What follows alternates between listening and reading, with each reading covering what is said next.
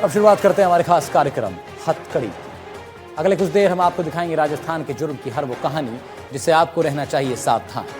लेकिन उससे पहले जरा सुपर फास्ट अंदाज में देखते हैं देश और प्रदेश के कोने कोने से आई क्राइम की खास खबर।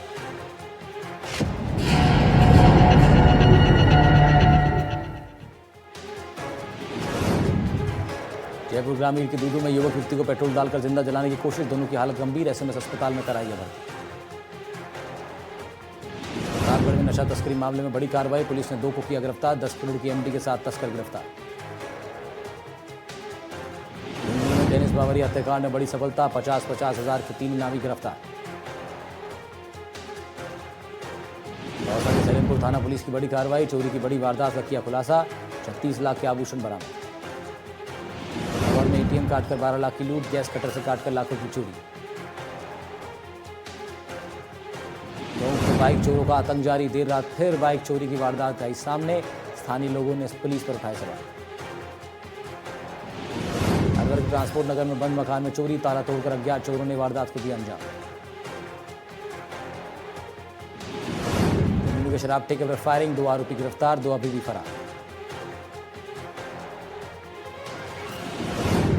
जयपुर में पुलिस ने 5 बदमाशों को किया गिरफ्तार, स्पेशल टीम ने गिरोह के बदमाशों को दबोचा, नोटों के वीडियो बनाकर डालते थे इंस्टाग्राम पर। करौली में दुष्कर्म मामले में कोर्ट का फैसला, आरोपी को 20 साल की सजा, 1,25,000 का जुर्माना।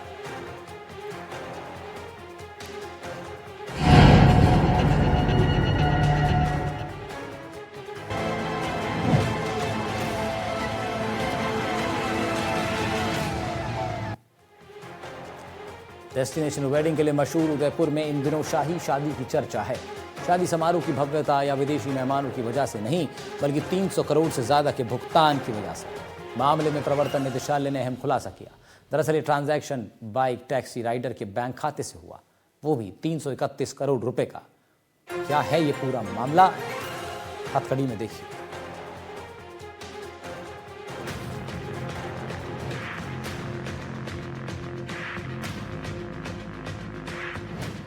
बाइक टैक्सी ड्राइवर के खाते में 331 करोड़ रुपए पाए गए हैं। ये सुनकर कोई भी हैरान हो जाएगा, लेकिन ये पूरी तरह सच है। ये रुपया ड्राइवर के खाते में सिर्फ 8 महीनों में ही जमा हुआ है। इस खाते से उदयपुर में एक शाही शादी के खर्च के लिए 1 करोड़ रुपए का भुगतान होने पर यह मामला प्रवर्तन निदेशालय के नजरों में आया। ईडी के अधिकारियों ने जब जांच की तो पता चला कि इस करोड़पति खाते का पता खुद ड्राइवर को भी नहीं है और वो मुश्किल से ही अपना घर भी चला पा रहा है। ईडी ने बाइक ड्राइवर का बयान दर्ज किया है। ड्राइवर ने साफ कहा कि उसका उस कपल या शादी से कोई लेना देना नहीं है। 2024 में धर्मेंद्र की नातिन और आमिर खान की बेटी की भी शादी हुई थी, लेकिन हम यह नहीं कह सकते इस शादी के दौरान कोई लेन देन हुआ होगा। लेकिन जो ताज अरावली होटल है, इसमें कई एनआरआई गुजराती फैमिलीज और बाहर से आने वाली जो फैमिली है वो शादियां करती है। और क्योंकि उदयपुर है जो डेस्टिनेशन वेडिंग के लिए जाना और पहचाना जाता है, तो इसके चलते कई शादियां यहाँ पर होती है। अब ये कहना मुश्किल है कि किस शादी में इन पैसों का उपयोग किया गया और कहाँ से ये पैसे आए, कैब ड्राइवर के पास ये पैसा कहाँ से आया, उसको यह भी नहीं ध्यान कि यह पैसा मेरे खाते में कहाँ से आया और किस लोगों ने मेरे खाते को उपयोग में लिया। क्योंकि वह डिजिटल अकाउंट है, उसको यूज नहीं करता है, क्योंकि वह एक नॉर्मल सा कैब ड्राइवर है। आपको ये बताते हैं कि ये पूरा मामला है क्या और कब कब पैसों का लेन देन हुआ है। तो बाइक टैक्सी राइडर के खाते में 331 करोड़ रुपए आए।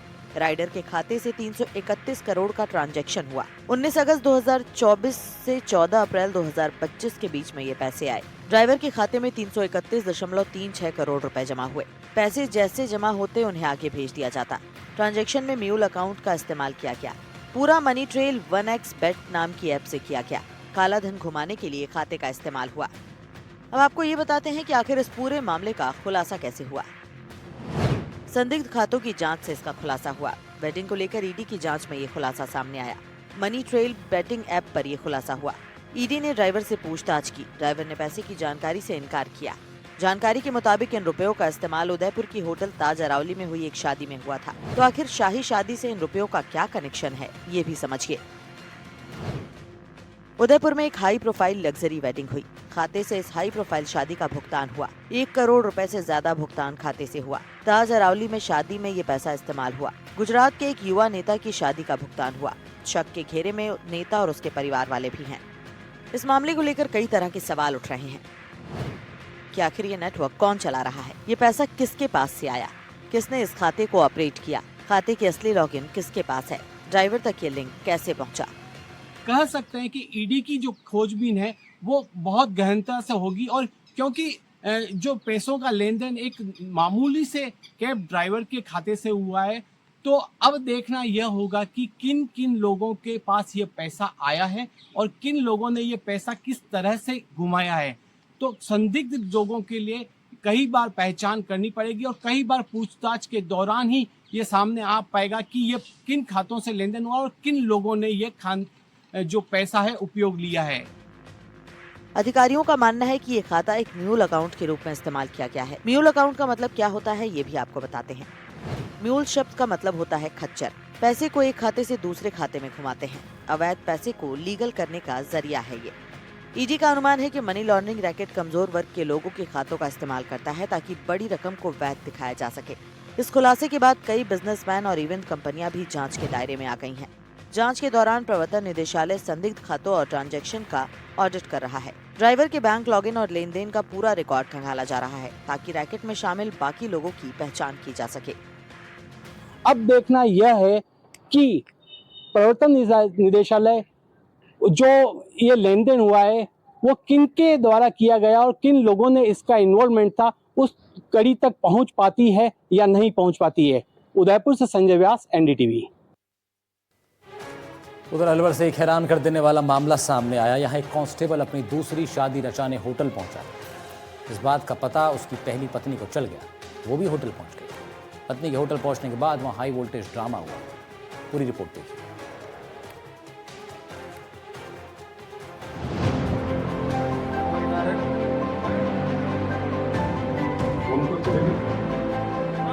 अलवर में एक ऐसा मामला सामने आया जिसने लोगों को चौंका दिया है।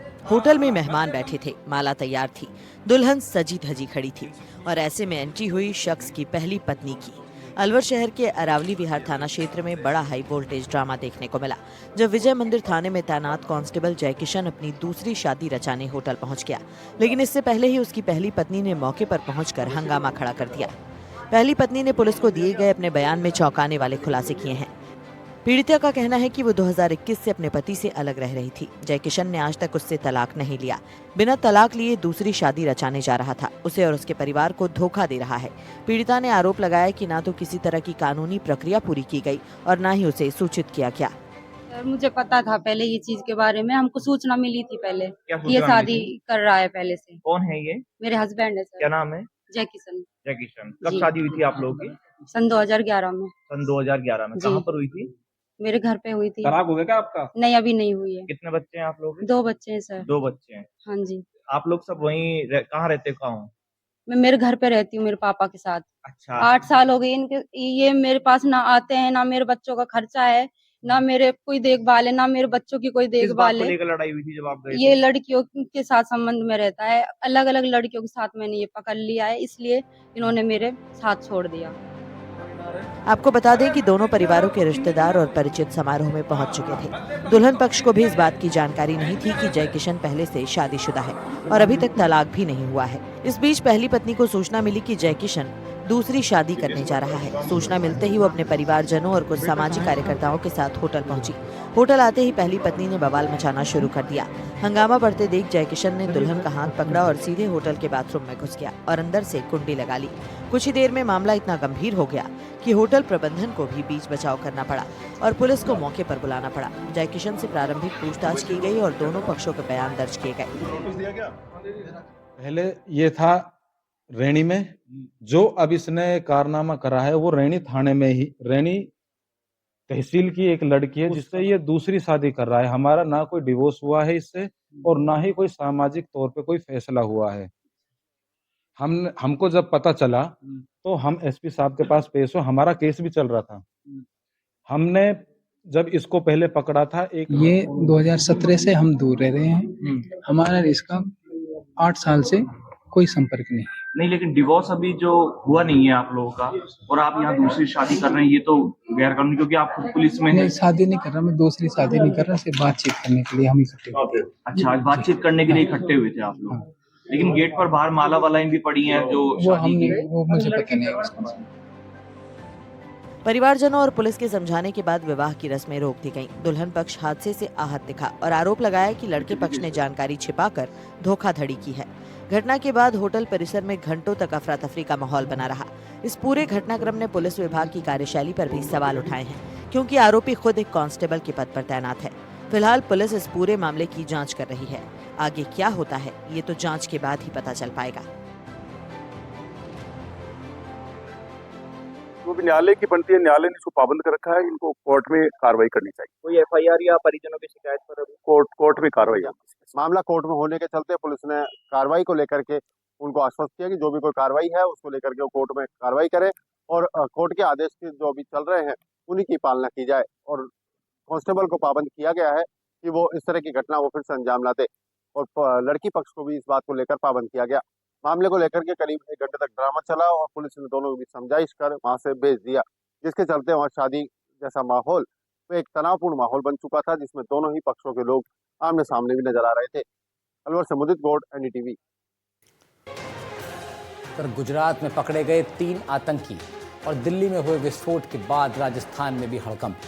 आतंकवादियों के मंसूबों को पूरा करना और राजस्थान में गैंगस्टर्स के खूनी खेल को चरम तक पहुंचाने में पाकिस्तान अपनी बड़ी भूमिका अदा करता है। राज्य को सेफ गढ़ मानकर पाकिस्तान आतंकी गतिविधियों को पनपाने के लिए देश में एक बड़ी साजिश रच रहा है, और ये सब कैसे हो रहा है इसको लेकर के कई तथ्य अब सामने आ रहे हैं। पंजाब में सीमा पर एंटी ड्रोन तकनीक हालांकि भारत ने अब काउंटर करने के लिए शुरू की है, लेकिन राजस्थान सीमावर्ती इलाका है। ऐसे में यहाँ पर अब निगरानी चाक चौबंदी बढ़ गई है।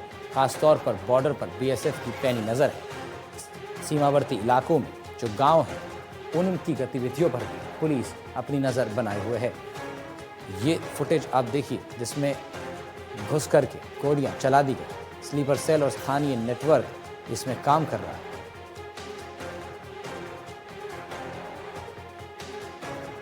ड्रोन से हथियार गिराए जा रहे हैं। बॉर्डर के पास कॉरिडोर तैयार हो रहा है।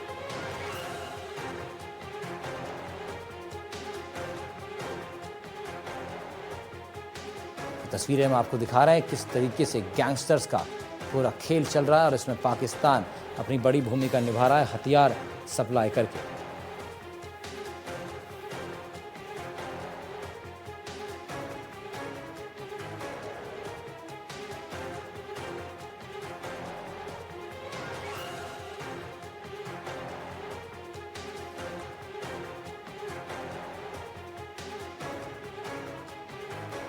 डरा देने वाली ये तस्वीरें, घर के अंदर घुसकर गैंगस्टर्स ने किस तरह से इस पूरी वारदात को अंजाम दिया।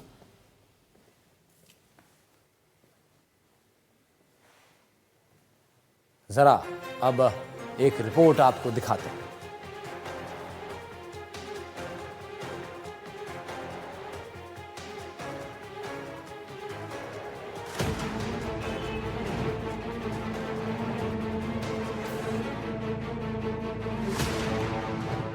दिल्ली ब्लास्ट से पहले गुजरात एटीएस टीम ने 3 आतंकवादियों को हथियारों के साथ दबोचा था। आतंकवादियों से कड़ी पूछताछ हुई तो पता चला कि राजस्थान के हनुमानगढ़ से हथियारों की खेप पहुंचाई गई थी। हनुमानगढ़ में ये हथियार कहीं और से नहीं बल्कि पाकिस्तान से भेजे गए थे। आतंकी को इस चौंकाने वाले खुलासे के साथ राजस्थान पुलिस के कान खड़े हो गए हैं। पाकिस्तान ने राजस्थान के सीमावर्ती जिलों बाड़मेर, जैसलमेर, जोधपुर, श्रीगंगानगर और हनुमानगढ़ को अपने हथियारों की तस्करी का सबसे सेफ अड्डा बना रखा है। पहले पाकिस्तान पंजाब के जरिए राजस्थान में हथियारों की सप्लाई करता था। अब ड्रोन के जरिए बड़े ही आसानी से हथियारों की खेप पहुंचाकर बड़े आतंक की साजिश रच रहा है। गैंगस्टर भी इन हथियारों के जरिए खूनी खेल खेल रहे हैं।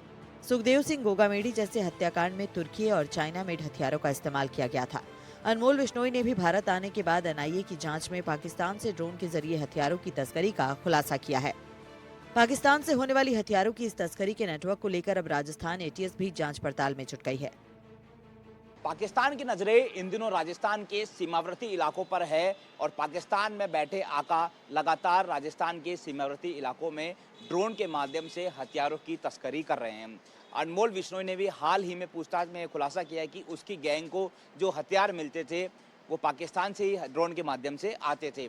इसके साथ ही गुजरात ATS ने जिन आतंकियों को पकड़ा उन्होंने भी ये खुलासा किया है कि उनको राजस्थान के हनुमानगढ़ से हथियार मिले थे। पाकिस्तान लगातार राजस्थान के सीमावर्ती इलाकों को टारगेट कर रहा है, खासतौर पर बीकानेर, हनुमानगढ़, श्रीगंगानगर, बाड़मेर, जैसलमेर और भी कई जो अन्य इलाके हैं वहां पर पाकिस्तान लगातार ड्रोन उड़ा रहा है। राजस्थान में अवैध हथियारों की तस्करी भी पुलिस के लिए चुनौती बनी हुई है।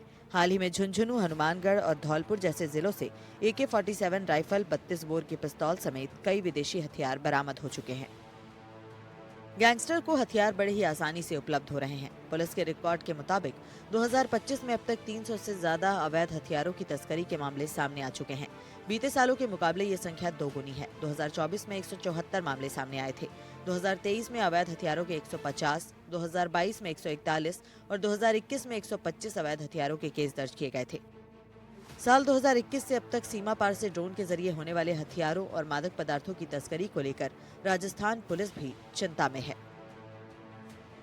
अंतर्राष्ट्रीय बॉर्डर पे BSF की तैनाती है, उनके साथ हम लगातार समन्वय में हैं और जो ड्रोन की जो चैलेंज आई है उसके लिए जो एंटी ड्रोन सिस्टम्स हैं उनको तैनात किए जाने की व्यवस्था हो रही है। BSF इस संबंध में अपने स्तर पे पहले से ही कार्यरत है और राजस्थान पुलिस भी इस संबंध में जो आवश्यक संसाधन है उनको जुटाने के लिए कटिबद्ध। खुफिया एजेंसियों के मुताबिक अब तक ड्रोन से सिर्फ नशे की खेप भारत पहुंचाई जाती थी, लेकिन अब पाकिस्तान में बैठे हुए आकाओं ने राजस्थान के सीमावर्ती जिलों में नशे के साथ साथ हथियार, नकली नोट और विस्फोटक सामग्री की तस्करी का गढ़ बना लिया है। पाकिस्तानी आकाओं ने देश में अपने आतंक का खेल खेलने के लिए ड्रोन से 4 स्तरों पर तस्करी करनी शुरू कर दी है। पहले नशे का खेप, दूसरा नशा और हथियार, तीसरा नशा, हथियार और नकली नोट और चौथा हथियार, नकली नोट, नशा और विस्फोटक। लेकिन दिल्ली ब्लास्ट गुजरात में पकड़े गए आतंकी नेटवर्क के साथ पाकिस्तान से हथियार के राजस्थान कनेक्शन ने राजस्थान पुलिस समेत तमाम एजेंसियों के होश उड़ा दिए हैं। देखना यह है कि राजस्थान पुलिस समेत तमाम एजेंसी पाकिस्तान के इस आतंक के नापाक मंसूबों को कितनी जल्दी ध्वस्त कर पाती है। राजस्थान पुलिस, जयपुर पुलिस लगातार अभियान चला रही है, ऑपरेशन आग भी चलाया जा रहा है, लेकिन बावजूद इसके हथियार तस्करी के मामले रुकने का नाम नहीं ले रहे हैं। आंकड़ों की बात करें तो राजस्थान के अंदर लगभग 300 अभी तक हथियार तस्करी के मामले सामने आए हैं। बहरहाल देखने वाली बात होगी आने वाले दिनों में राजस्थान इस पर कैसे कंट्रोल कर पाता है। सहयोगी निर्मल के साथ दीपक चावला, NDTV, जयपुर। तो नशा तस्करों के खिलाफ भी पुलिस कार्रवाई कर रही है लगातार। इस कड़ी में प्रतापगढ़ में एक बड़ी कार्रवाई को अंजाम दिया गया। 10 करोड़ रुपए की MD के साथ 2 तस्कर गिरफ्तार हुए हैं। ये बहुत बड़ी खेप थी और एक इस बड़ी खेप में पुलिस ने और नारकोटिक्स विभाग ने बड़ी सफलता पाई। प्रतापगढ़ पुलिस की बड़ी कार्रवाई देखने को मिली है, जहां DST की सूचना पर धौला थाना पुलिस ने बड़ी कार्रवाई करते हुए 2 तस्करों को गिरफ्तार किया है। दोनों तस्कर बाइक पर सवार थे। दोनों तस्करों को पुलिस ने नाकाबंदी के दौरान रुकवाया। रुकवाने के बाद जब उनके पास बैग थे, उन दोनों बैग की तलाशी ली। दोनों ही तस्करों के पास अलग अलग बैग थे। दोनों के बैग की तलाशी ली तो उसके अंदर 4 किलो 646 ग्राम अवैध रूप से MD जब्त की। उसके बाद उस दोनों ही तस्कर जो बताए जा रहे हैं प्रतापगढ़ के जतिन और जितेंद्र मालवीय, यह दोनों मानपुरा के निवासी है, प्रतापगढ़ थाना क्षेत्र के ही निवासी है। और इन दोनों तस्करों से जब पूछताछ की गई तो इन दोनों तस्करों ने बताया कि यह जो MD है वह किसी बसाड़े निवासी सैफुद्दीन से लेकर और अजमेर की से सप्लाई करने के लिए जा रहे थे।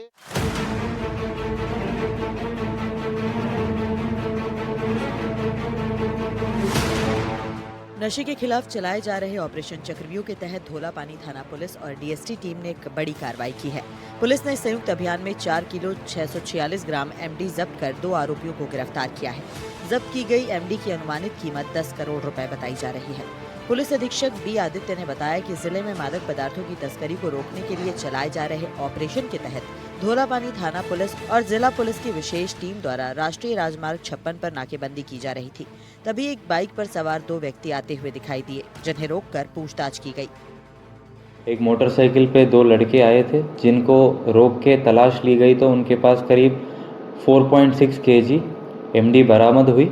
उनके नाम जतिन और जितेंद्र है। जब उनसे पूछताछ किया गया माल कहाँ से लाया है तो उन्होंने सैफुद्दीन नाम का एक व्यक्ति है जो बसाड़ गांव का है, उससे लाना बताया है। तो इस पे आगे कार्रवाई करते हुए मुकदमा दर्ज करके आगे की अनुसंधान CO छोटी सादरी को दी गई है। सर, इसकी अनुमानित कीमत क्या बताई जाए? ये कीमत करीब 10 करोड़ के आसपास है। मामला संदिग्ध लगने पर उनकी तलाशी ली गई और उनके बैग में मादक पदार्थ MD बरामद हुआ, जिसका वजन 4 किलो निकला। पुलिस ने NDPC एक्ट के तहत मामला दर्ज कर दोनों तस्करों को गिरफ्तार किया। साथ ही तस्करी के काम में ली जा रही बाइक और मादक पदार्थ MD भी जब्त किए। दोनों तस्करों ने पुलिस पूछताछ में बताया कि ये MD बासड़ निवासी सैफुद्दीन नाम के व्यक्ति से लाए थे और अजमेर में सप्लाई करने जा रहे थे। अब पुलिस सैफुद्दीन का भी पता लगाने की कोशिश कर रही है। साथ ही ये भी पता लगाने की कोशिश की जा रही है कि ये ड्रग्स किसे सप्लाई हुई थी। मध्य प्रदेश से सटा हुआ प्रतापगढ़ का जिला है और ऐसे में लगातार तस्करों की बात करें तो काली कमाई से जो प्रॉपर्टी अर्जित होती है उन्हें भी प्रतापगढ़ के पुलिस अधीक्षक बी आदित्य कहीं ना कहीं उन पर भी वार कर रहे हैं और उन्हें भी सीज करने की कार्रवाई भी लगातार की जा रही है। प्रतापगढ़ से सहयोगी फैजान के साथ NDTV के लिए इरफान खान। तो जयपुर ग्रामीण के दूदू से खबर यह है कि एक युवक और युवती को जिंदा जलाने का प्रयास हुआ। दोनों को पेट्रोल डालकर जलाने की कोशिश की गई। दोनों की हालत गंभीर बनी हुई है। सवाई मानसिंह अस्पताल उनको रेफर करना पड़ा। घटना देर रात करीब 2 बजे की बताई जा रही है, जब दोनों को ऐसा लगता है कि बांधकर जलाने का प्रयास हुआ। FSL की टीम ने मौके पर पहुंचकर साक्ष्य जुटाए। पुलिस ने अभी कुछ लोगों को हिरासत में ले लिया है। मामला प्रेम प्रसंग से संबंधित है, जिसके बाद इन दोनों के साथ ये बर्बरतापूर्ण वारदात को अंजाम दिया गया। इस हादसे में युवक और युवती बुरी तरह से झुलस गए।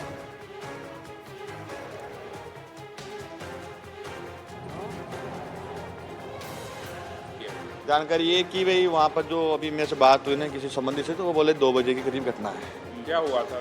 ये जो 11 बजे करीब घर से निकल गई, वो अलग गोद का है, बारवाल गोद से है, ये खराना गोद से है। दोनों का प्रेम संबंध बताया जा रहा है। तो वो दोनों एक जगह गांव से 2 खेत दूर उनकी झोपड़ी में थे, उस लड़के की झोपड़ी में। तो अब ये बताया जा रहा है कि भाई पेट्रोल डाल के दोनों को जलाया गया है। अब दोनों की स्थिति बिल्कुल नाजुक अभी। एक बर्न की पेशेंट है जो अजमेर से मेरे ख्याल से ट्रांसफ़र हुई है। उसका 50% बर्न है, ग्रेड 3rd कैटेगरी में था। और उसको जैसे ही हमने रिसीव किया तो उसके बाद में हमने उसको बर्न यूनिट के अंदर उसको शिफ्ट करवा दिया है। दोनों को मजरूबों को हॉस्पिटलाइज करवाया।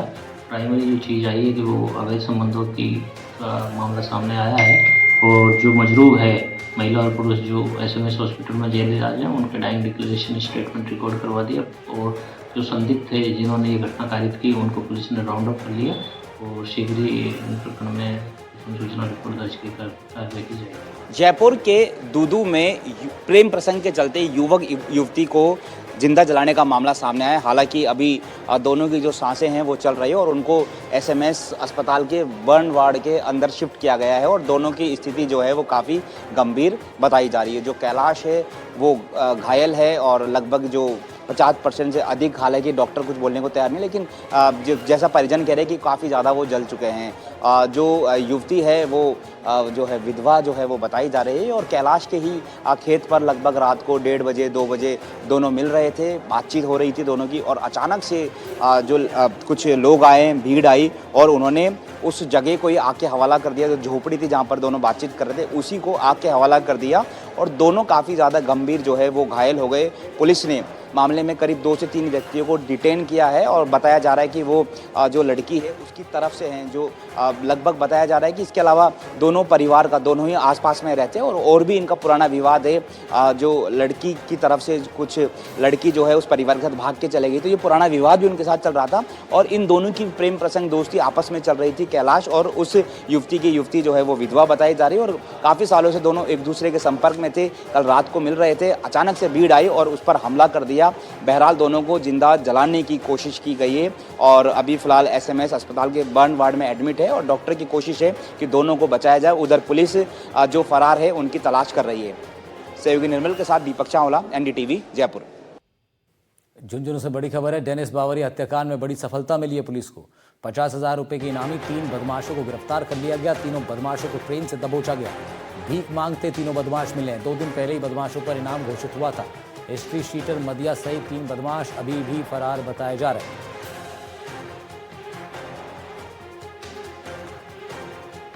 मुलजिमों के पीछे हमारी टीम 1 महीने से लगी हुई थी और हमारी टीम अभी एक बहुत बड़ी कार्रवाई की है। हमने 3 50-50 हज़ार के आरोपियों को हमने गिरफ्तार किया है और हमने जिस तरह से इनको दस्तयाब किया वो मेरे ख्याल से राजस्थान पुलिस के लिए एक बहुत ही अच्छा वाटरशेड टाइप का है। हमने चलती ट्रेन में जो मुलजिम भीख मांग रहे थे उनको हमने पहचाना और हमने उनके भीख मांगते हुए समय उनको उठाया है, जो कि हमारी जो डर था, हमारा जो राजस्थान पुलिस का डर था, उसकी वजह से ये मुलजिम इधर घुस ही नहीं रहते, ये मध्य प्रदेश साइड घूम रहे थे। फिलहाल इस बुलेटिन में इतना ही। अन्य खबरों का सिलसिला जारी है।